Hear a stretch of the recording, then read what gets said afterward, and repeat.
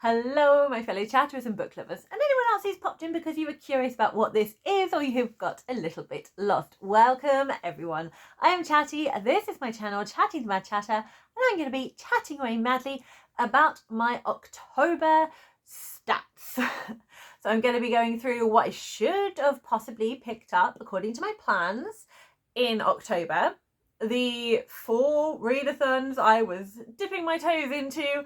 What did I read for them in October?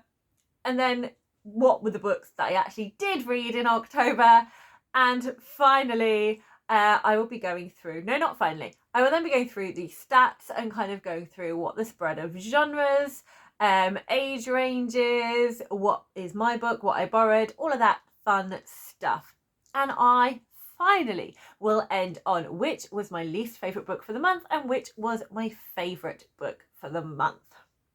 So grab a brew if that's what you like to do, and let's talk about some books. So on this channel I do not edit my long videos. It is just one shot. There is no editing. I feel I've fluffed up my lines here, but we're just going to keep going because this is one shot and there is no editing.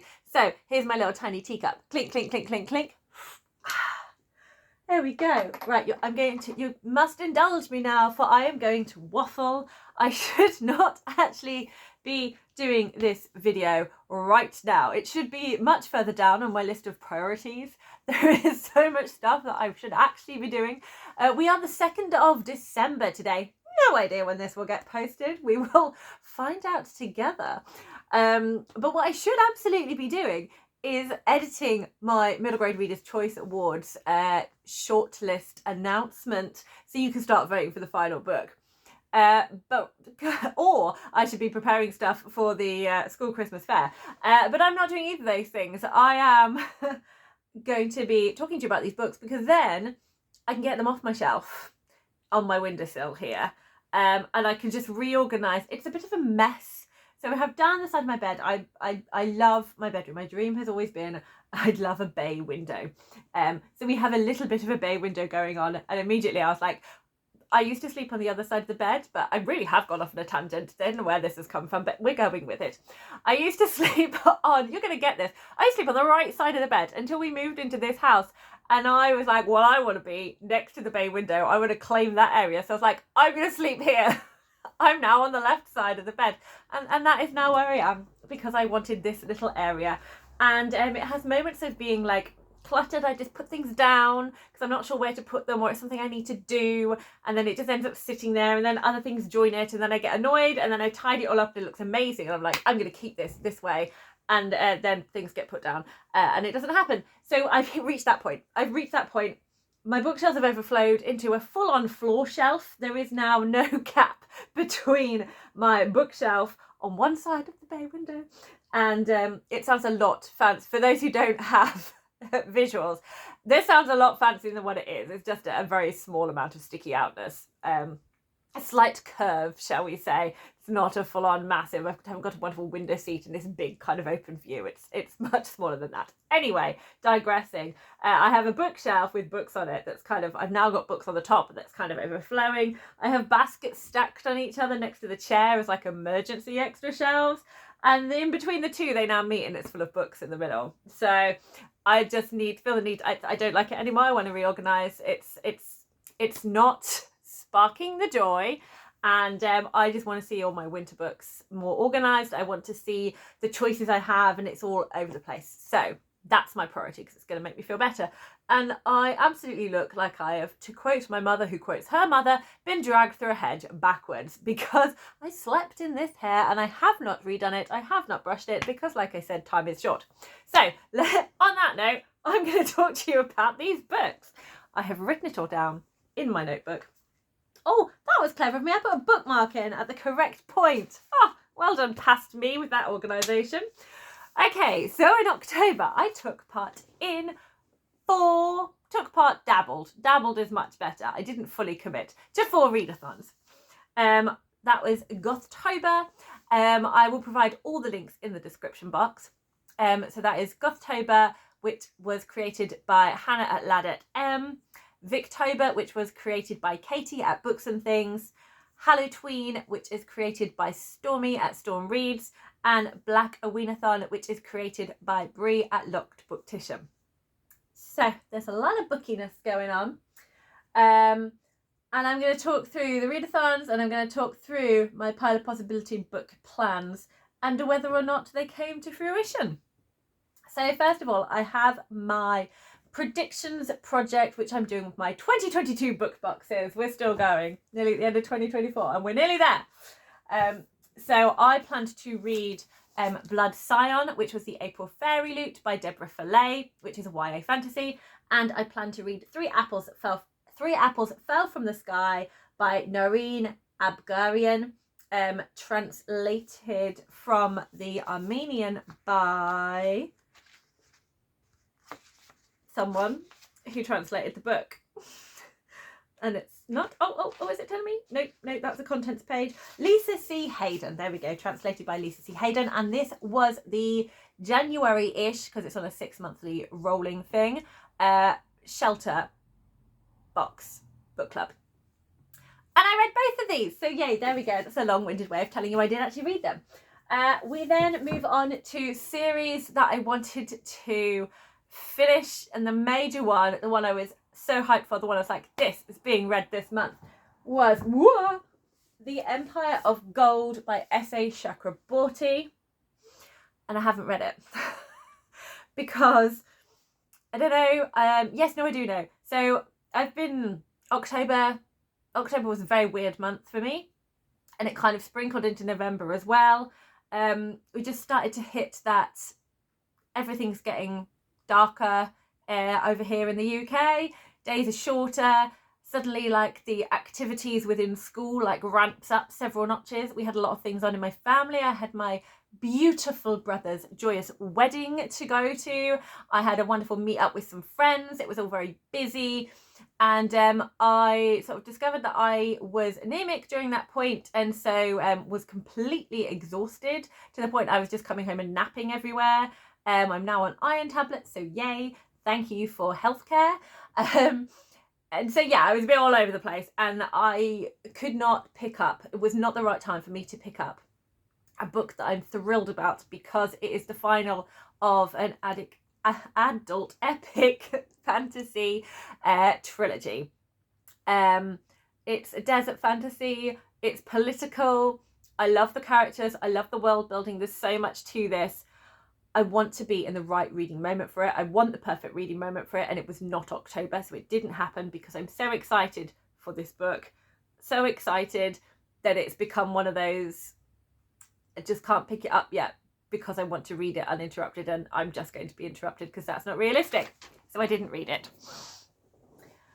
Next, we had reading 2023's Middle Grade Readers' Choice Awards. So here I have Hamra and the Jungle of Memories by Hannah Alkaf, which is a middle grade fantasy. It's a Red Riding Hood Malaysian folktelling, and this came in joint 4th place. And I also have in 2nd place the Impossible Creatures by Catherine Rundell, which is also a middle grade fantasy. I buddy read Hannah and the Jungle of Memories with Tiffany from Towering TBR, and yes, I did read this one, so whoop whoop, let's put that back on the shelf. Impossible Creatures, very similarly to the Empire of Gold. I wanted to pick, I was just falling asleep all the time, and I didn't want to read this in like bitty segments. I wanted to immerse myself in it, so I put it down. I started it, love it from the first page, but I was like, it's not quite as time. I'm a big believer in the right book at the right time so you can enjoy it properly. So it wasn't its time, I put it down, but it will be happening. Okay, so next we have, we're now moving into what I was reading for the readathons, because those ones were not connected to the readathons in any way, shape or form. So for Hallowtween, I went for more of the treat side of things, so the joyful spooky and cute spooky rather than full-on scary thrill vibes. And for that I wanted to read, I've got a placeholder here, Lights Up by Lisette Orton, that has 3 different historical periods of time and ghosts involved. And The Island at the Edge of Night by Lucy Strange, which is a gothic thriller. Both are middle grade because Hallowtween is a middle grade focused readathon. I did not read Lights Up. Again, I just didn't get round to it. It's one I'm really excited by. It wasn't its time. I borrowed it out the library and I put it back because I got so many books out the library. I did read The Island at the Edge of Night by Lucy Strange. For Blackoween, I did the Ruby's Crew part of the I've totally forgotten the map name. Anyway, it was Ruby's Crew, and it's like middle grade books as a theme. And I always like to, because the focus for Brie is like mystery books, kind of more spooky books. So I wanted to make sure I read a mystery book for this one, and the prompt was read a book that features characters from that. I can't remember how it's phrased, but it's to do with the diaspora. So I had a picture book that I just popped in here because it works. And I haven't read it before. This was one my mum gave me, and it is Granny Came Here on the Empire Wind Rush by Patricia Lawrence and illustrated by Camilla Sucre. And it talks of a grandma talking to her granddaughter about her experience coming over from the Caribbean islands. I think it was Trinidad and Tobago that she came from, rather than St. Lucia. But yes, it was a lovely picture book. I really enjoyed it. The art style it's really strong and bold pictures within the art style, which was lovely. Yes, she left Trinidad is where the granny comes from. And I also read The Nine Night Mystery by Shana Jackson. And this is a middle grade mystery, surprisingly enough. It doesn't go too much into the diaspora for this. I wasn't sure going in, but I do know that the book is celebrating the Caribbean tradition of the 9 nights to help guide a dead person's soul to the next world. So it does kind of touch on sort of Caribbean heritage and tradition, and this belief, this sort of spiritual belief and practice, cultural practice. So it has that aspect of it, but it doesn't talk too much about sort of coming from one place to another and finding your feet and feeling sort of displaced or anything like that. But it has got a little bit about heritage in it, so that was close enough. So I read this one. For Victober, I wanted to read one of the stories from this Sherlock Holmes book that I have. It's The Adventures of Sherlock Holmes by Arthur Conan Doyle, and that fits the prompt that was done in honour of Alice from the Giant Bookshelf, who has touched many people on here with her delight for just optimism, calmness, loveliness, and her joy of mysteries such as Arthur Conan Doyle and Agatha Christie. And that's to honour her because we lost her this year, and it has greatly saddened so many people. So to keep her memory alive, to honour her, Katie put this as one of the prompts, along with another one for another booktuber that we also lost this year. But I definitely wanted to read an Arthur Conan Doyle story for Alice from this. So I did. I read A Scandal in Bohemia, and I'm going to try and sort of like read one of the short stories sort of like a month throughout the rest of the year. And that takes me to Gothtober. So for Gothtober, one of the prompts that I was going to do, I wasn't going to do all the ones that I had, was ship. And that was either The Principle of Moments, because it has a spaceship in it, or Secrets of Stars, because that had a sailing ship in it. And I read neither. I then, for claustrophobic, I wanted to read The Island at the Edge of Night, which I've already said I did. For ancestry, I've already spoken about that Granny Came Here on the Windrush Empire, so that ticks the box for that. I was originally going to read Tamarind and the Star of Ishtar by Jaspin de Balan, but I did not get to that one. Sentient Inanimate Object, I was going to read Foundryside, did not get to Foundryside. Blood Scion for specific skill set, I did read that one.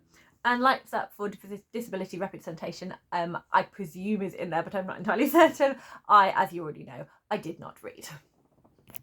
So there we go, mixed bag. I had a good time, but there were some other books that I did read that I'm going to throw on the shelf now. So Joining the Adventures of Sherlock Holmes, The Nine-Night Mystery, Island at the Edge of Night, Hammer and the Jungle of Memories, Three Apples Fell from the Sky, and Blood Scion is Green Wild, The World Behind the Door, which is the first book in the Green Wild series by Parry Thompson, which is a middle grade fantasy. I reread The Skull by John Classen, which is sort of like an illustrated book, sort of more than a picture book, and it's a fantasy. And finally, I read The Unbroken by C.L. Clarke, which is the first book in Magic of the Lost, which is an adult epic fantasy. So there we go. We have 8 stories and one short story in there. I didn't read a whole collection of short stories. It was just the one short story. So that's what I'm going to be basing all the stats from. So let's talk about the stats. As I mentioned, thinking about what I've read, if any were rereads, I said that The Skull was a reread for me. The rest were all new to me. So that is 1 reread and 8 new reads. In terms of the format, 7 of these books are novels. I have 1 short story, which was The Adventures of Sherlock Holmes, and I have 1 illustrated book, which was The Skull. For age ranges, I have 5 middle grade: Nine-Night Mystery, Island at the Edge of Night, Hammer, Green Wild, and The Skull.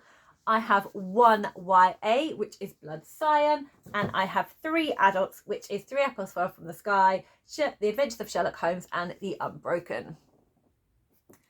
So thinking about the authors that I have read, I have 4 authors that are white Eurocentric authors: Island at the Edge of Night, The Skull, Adventures of Sherlock Holmes, and Three Apples Fell from the Sky. And I have 5 global majority authors. That is The Nine-Night Mystery, The Unbroken, Blood Scion, Green Wild, and Hammer and the Jungle of Memories. So for my goal of having half of what I read being global majority, I have finally done it! Woohoo! I feel delighted by this. It's made me so happy, and I had a great time this month reading so many different stories. I've also smashed my wanting a third of what I read to be middle grade, and again it was over half of what I read was middle grade, so again had a delightful time with all the middle grade. In terms of series, I technically have read from 4 series. I have Blood Scion, which is the first in a duology, and I have The Nine-Night Mystery, which I think is second in this kind of group of characters, and I think there's going to be 3. I think the 3rd book is coming out in 2025, and the first book is A Good Turn. I don't feel I needed to read them in order. I was perfectly happy to just read The Nine-Night Mystery. I will be picking up the other one at some point. It's been on my radar for a while just because I enjoy Shana Jackson's writing, but I don't feel I need to track it because it's not kind of following a continuous story, and I'm just probably going to pick it up quite easily. Blood Scion I'm not continuing with, so I'm not counting those on my series tracker. What I am counting is I started Green Wild and I started the Magic of the Lost series. So that's 2 series started, 0 progressed, 0 finished, so not doing so great with that one. In terms of genres, once again, unsurprisingly, fantasy is my biggest genre. I have 5 books: The Skull, Hammer, Green Wild, The Unbroken, and Blood Scion. I have 1 classic, which is The Adventures of Sherlock Holmes. I have 1 hard to place, possibly literary, possibly contemporary, possibly more literary, which is Three Apples Fell from the Sky, just because it had the writing was very kind of stylized, the storytelling was very stylized, so I kind of link that more to literary fiction. 1 thriller, The Island at the Edge of Night, and 1 mystery, The Nine-Night Mystery. Technically, you could also add The Island at the Edge of Night and Adventures of Sherlock Holmes in the mystery genre as well, but I kind of fit them more in the ones I've already put them in. In terms of where I got my books from, I got 2 books from the library: The Nine-Night Mystery and The Island at the Edge of Night, and the other 6 are from my... Are they 6 or 7? 7! 7 books are from my bookshelf. I haven't officially started the Read What You Won't challenge because I was kind of doing my own version from May where I read 8 books and then that means I get to buy 1 book. And I was kind of doing that until I'd hit 40 books. Only 4 of the books from this month counts. That's Green Wild, The Unbroken, Blood Scion, and 3 Apples Fell from the Sky. The Skull was a reread that I hadn't planned, so that didn't count. I did not finish The Adventures of Sherlock Holmes, I just read one of the stories. And Hammer and the Jungle of Memories came into my house after May, so wasn't part of that. But it was a pre-order I already done, so it fitted into, I hadn't just randomly bought it and then thus the challenge was defunct. So I'm now going to look at how diversely I am reading and what sort of representation I'm getting from my books. I tend to focus just on the main characters in this to acknowledge it rather than someone within the side plots. 3 Apples That Fell from the Sky has a character with an illness, and The Unbroken has a main character with a physical disability, so that's 2 for physical disabilities. In Hammer and the Jungle of Memories, there is a character with dementia, so and also the theme of the story revolves around that quite a lot. If it was just a side character in the story, I wouldn't count it, but because the themes in here are a lot to do with that, I absolutely am. So that's 1 for mental health representation. And lots of people say that Sherlock Holmes is neurodiversity coded, so that is 1 for neurodivergent. I have 3 books, The Unbroken, The Nine-Night Mystery and Blood Scion, where there are main characters in here who are black. I have 2 books, Green Wild and Hammer and the Jungle of Memories, where there is a main character from here who has Asian heritage. I once again have no books with Latinx main characters and no books with Indigenous main characters. And only 1 book with main characters who are part of the LGBTQ+ community, and that is The Unbroken by C.L. Clarke. There we go, there's all the stats. So let's talk about which book was my least favourite.